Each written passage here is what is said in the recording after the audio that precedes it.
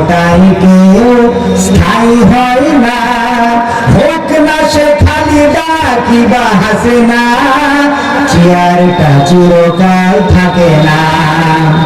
মুজিবুর বেশি দিন থাকেনি, জিয়াউর কেউ তো রাখেনি। এরশাদ চলে গেছে পৃথিবী ছেড়ে, কেউ আজ তার কথা বলে না।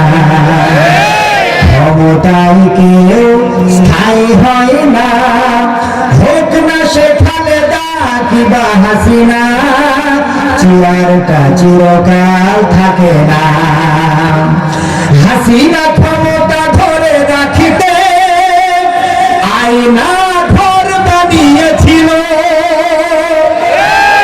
আস্তে ঠিক না ঠিক? হাসিনা ক্ষমতা ধরে রাখিতে আয়না ঘর বানিয়েছিল, জনগণের তারা খেয়ে দাদার দেশে পালিয়ে গেল।